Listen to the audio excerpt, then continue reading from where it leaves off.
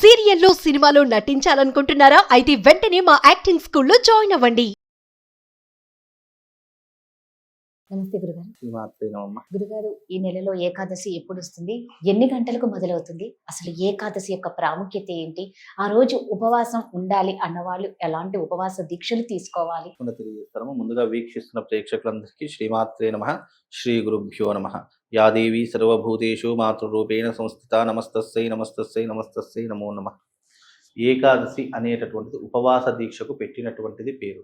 అందులోనూ ఈ ఏకాదశి చాలా ప్రత్యేకమైనటువంటి వైశాఖ మాసం కృష్ణపక్షంలో వచ్చేటటువంటి ఈ ఏకాదశి పేరు వరూధిని ఏకాదశి అని దీనికి పేరు. వరూధిని ఏకాదశి, వరూధిని అంటే అర్థం ఏంటంటే కవచము అని అర్థము, అలాగే శక్తి అని అర్థము.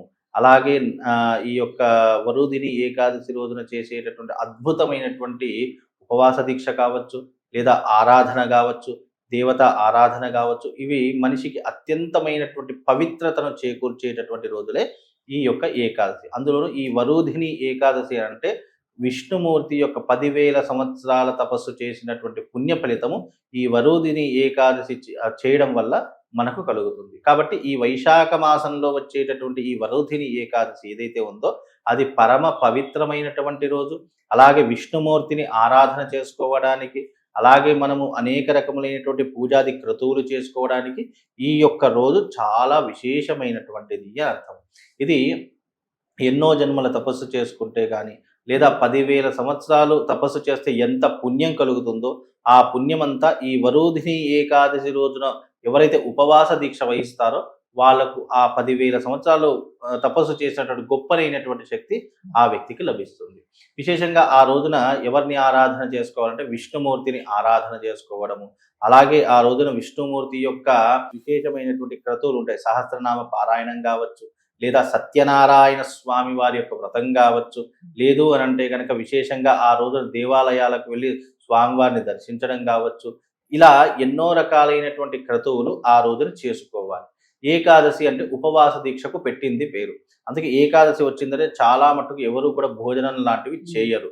అలాగే ఆ రోజున చేయకూడనటువంటి పనులు కూడా చాలా మట్టుకున్నాయి. ఏకాదశి వచ్చింది అంటే ఇంట్లో పొద్దెక్కే వరకు ఎవరు కూడా పడుకోకూడదు, ఇల్లు శుభ్రంగా ఉంచుకోవాలి. ఇల్లు శుభ్రంగా లేదు అని అంటే కనుక ఆ ఇంట్లో జ్యేష్ఠాదేవి వచ్చి కూర్చుంటుంది. ఆ రోజున విశేషంగా ఏకాదశి రోజున ఇంట్లో పూజా మందిరం కావచ్చు, ఇంటి ఆవరణ కావచ్చు చాలా శుభ్రంగా పెట్టుకోవాలి. అలాగే ఆ రోజున జుట్టు విలబోసుకోవడం కానీ, లేదా ఇంట్లో చెప్పులు వేసుకొని నడవడం కానీ, లేదు అని అంటే ఇతరితర వ్యవహారాలు ఏదైనా చేశారు అని అనుకోండి, చాలా మట్టుకు మనం నష్టపోయేటటువంటి సూచనలు కనిపిస్తాయి. మనం చేసే చిన్న చిన్న తప్పులే మన జీవితాన్ని ఎన్నో రకాలుగా చీకటి కోణంలో పడేస్తూ ఉంటాయి. మనం ఆలోచిస్తాం మనం ఏం తప్పు చేశాము, ఏం చేశాము, అది చేశామా, ఇది చేశామా, ఎవరిని హాని చేశాము, ఇవన్నీ కాదు. భగవంతుడి యొక్క విషయంలో మనం చేసే అయ్యో ఇది చిన్నదే కదా అని చెప్పి మనం వదిలేస్తుంటాం. కానీ ఆ చిన్న లోపమే మనకు అనేక రకాలుగా కష్టాల పాలు చేయడం, ఇబ్బందుల పాలు చేయడం, లేదు అంటే ఏదో రకమైనటువంటి ఇబ్బందులు తీసుకొచ్చి పెట్టడం, ఇలాంటివి ఎన్నో రకాలుగా జరుగుతుంటాయి. అందుకే ఈ ఏకాదశి వరూధిని ఏకాదశి ఏదైతే ఉందో అది చాలా అద్భుతమైనటువంటి ఏకాదశి. దీన్ని సరిగ్గా ఉపయోగించుకొని సరిగ్గా దేవత కర్మలో చేసుకున్నాము అని అనుకోండి, దీనికంటే పుణ్యమైనటువంటి తిథి మరొకటి లేదు. ఈ వైశాఖ మాసం ఉంటేనే విశేషంగా దేవతా అర్చనలకు, దేవతా పూజలకు చాలా విశేషమైనటువంటిది అని అర్థం. అందుకే వైశాఖ మాసంలో మనం అన్ని వ్రతాలు, యజ్ఞయాగాదులు చేసుకోవడం మనకు విశేషమైనటువంటి పుణ్య ఫలితాలను కలిగిస్తుంది. సో ఇంత ప్రాముఖ్యత ఉన్న ఏకాదశి ఏ రోజు వస్తుంది గురుగారు? ఎన్ని గంటలకు మొదలు? మనకు 13వ తారీఖు రోజున ఈ ఏకాదశి ఈ నెలలో ప్రారంభమవుతుందండి. ఈ నెలలో 13వ తారీఖు బుధవారం రోజున రావడం ఇంకా చాలా విశేషం. బుద్ధికి, జ్ఞానానికి ప్రతీక అయినటువంటి బుధవారము ఆ రోజున ఏకాదశి వచ్చిందంటే ముఖ్యంగా పిల్లలకు జ్ఞానాన్ని పెంచుకోవడానికి, అలాగే ఈ అర్హత అంటే విద్యా అర్హతను పెంచుకోవడానికి, జ్ఞాపక శక్తిని పెంచుకోవడానికి, విశేషంగా ఆ రోజున భగవంతుడి యొక్క సంపూర్ణమైనటువంటి అనుగ్రహం పొందడానికి ఈ ఏకాదశి చాలా ఉపయోగపడుతుంది. ఇది 13వ తారీఖు సంపూర్ణమైనటువంటి ఏకాదశి. ఎందుకంటే తెల్లవారుజామునే ప్రారంభమవుతుంది, ఇది రాత్రి సమయంతం వరకు ఉంటుంది. కాబట్టి ఆ రోజున ఇది సంపూర్ణమైనటువంటి ఏకాదశిగా పరిగణించబడుతుంది. కాబట్టి ఈ వరూధిని ఏకాదశి ఏదైతే ఉందో దీన్ని సరిగ్గా ఉపయోగించుకుంటే మన జన్మ తరించబడుతుంది. అలాగే విష్ణుమూర్తి యొక్క సంపూర్ణమైనటువంటి అనుగ్రహాన్ని మనం పొందగలుగుతాం.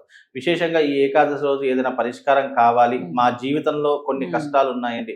ముఖ్యంగా మనిషి జీవితంలో కొన్ని ఇబ్బందులు చెప్తాను. ముఖ్యంగా వ్యాపారంలో కావచ్చు, ఉద్యోగంలో కావచ్చు, గవర్నమెంట్ రంగంలో ఉన్నటువంటి వారికి కావచ్చు, ముఖ్యంగా సినిమా సెలబ్రిటీస్కి కావచ్చు. ఈ సినిమా సెలబ్రిటీస్ అవకాశాలు రావట్లేదు, లేదా చాలా మట్టుకు ఫైనాన్షియల్ ఇబ్బందులు పడుతున్నాము అని అనుకునే వాళ్లకు, అలాగే గవర్నమెంట్ రంగంలో ఉద్యోగం చేసేటటువంటి ప్రమోషన్ రావట్లేదు, లేదా ట్రాన్స్ఫర్స్ జరగట్లేదు అని అనుకునే వాళ్లకు, అలాగే వివాహం ఎవరికైనా కావట్లేదు అని అనుకునే వాళ్లకు, వీళ్ళందరికీ కూడా ఈ ఏకాదశి రోజున విశేషంగా ఏం చెయ్యాలి అని అంటే గనక, చక్కగా ఒక పాత్ర తీసుకొని అందులో బియ్యం వేసుకొని అందులో ఒక కలశాన్ని పెట్టుకొని, ఆ కలశంలో నీళ్లు ఉదకము పోసి, ఆ నీళ్లు నిండుగా పోసి అందులో కాస్త గోమయము, గోపంచితము పోసి, ఆ తర్వాత దాంట్లో పసుపు, కుంకుమ, అక్షంతలు, పువ్వులు వేసి, ఆ తర్వాత ఆ నీటిని సూర్యుడికి అర్ఘ్యం వదిలేటటువంటి ప్రయత్నం చేయండి. ఆ సూర్యుడికి అర్ఘ్యం వదలడం వల్ల ఈ నీటితో, అంటే ఆ నీటిని చక్కగా మళ్ళీ పూజ చేయాలి. దీన్ని ఉదక పూజ అని అంటూ ఉంటారు. ఈ ఉదకము అనేటటువంటి దాన్ని పూజ చేసిన తర్వాత అందులో గోమయము, గోపంచితము, పసుపు, కుంకుమ, గంధము, అలాగే అక్షతలు ఇవన్నీ కూడా వేసి, దాన్ని అనేక రకాలైనటువంటి పూజా విధానాలు, అంటే విష్ణుమూర్తి యొక్క సహస్రనామాలను చదివి ఆ యొక్క నీళ్లను గనక మనం అర్ఘ్యం వదిలితే మనకు కాదు, రాదు, లేదు అనుకున్నటువంటి కోరికే ఉండదు. ఈ వరోధిని ఏకాదశి రోజున అలా చేయడం వల్ల మనకు రక్షణా కవచముతో పాటు మనం అనుకున్నటువంటి కోరిక కూడా ఇట్టే నెరవేరేటటువంటి అవకాశాలు ఆ రోజున, ఏకాదశి రోజున ప్రతి ఒక్కరికి, ఎవరైతే ఈ రెమెడీ చేస్తారో అలా ప్రతి ఒక్కరికి అనుకున్నటువంటి కోరిక నెరవేరుతుంది. మీ మనసులో ఒక కోరిక ఉంటుంది, ఆ కోరిక చెప్పుకొని ఆ రోజున విష్ణు సహస్ర, అంటే ముందర ఒక పళ్ళెల్లో బియ్యం పోసుకొని దాంట్లో కలశం పెట్టేసిన తర్వాత నేను చెప్పినటువంటి ద్రవ్యాలను వేసిన తర్వాత దాని ముందర కూర్చొని పారాయణం చేయాలి. ఆ పారాయణం అంతా అయిపోయిన తర్వాత సూర్యుడికి అర్ఘ్యం వదలాలి. అది కూడా ఉదయకాలం మాత్రమే చేసుకోవాలి. సాయంత్రం చేసుకుంటా అంటే సూర్యుడు మన కోసం ఉండడు, కాబట్టి ఉదయకాలమే చేసుకోవాలి. ఉదయకాలము సూర్యుడు ఉదయిస్తున్నాడు అనుకున్న సమయంలో మనం ఇదంతా పూర్తి చేసుకొని ఆ రోజున కనుక మనం అర్ఘ్యం వదిలితే తప్పకుండా అనుకున్న కోరిక నెరవేరుతుంది. ఆ రోజు ముఖ్యంగా ఏ దేవాలయాలకు వెళ్తే మంచిది గురుగారు? ముఖ్యంగా విష్ణుమూర్తి యొక్క దేవాలయాలకు వెళ్ళడం చాలా విషయం. వైష్ణవ దేవాలయాలు ఉంటాయి కదా, ఆ దేవాలయాలకు వెళ్ళడం చాలా విషయం. ఎందుకంటే ఏకాదశి అనేటటువంటిది విష్ణుమూర్తికి అంకితం చేయబడినటువంటిది. అందులోనూ శివాలయాలకు వెళ్ళడం కూడా చాలా విశేషం. అది కూడా ప్రదోష కాలంలో వెళ్ళాలి. శివాలయానికి వెళ్తే ప్రదోషకాలం సాయంకాలం సమయంలో వెళితే ఇంకా విశేషమైనటువంటి పుణ్య ఫలితం కలుగుతుంది. గురువుగారు చెప్పినట్లు చేసుకుంటే నిజంగా ఎవరికి ఎలాంటి కష్టాలు ఉన్నా కూడా తొలగిపోతాయి. అంతే కదా గురుగారు? ధన్యవాదాలు.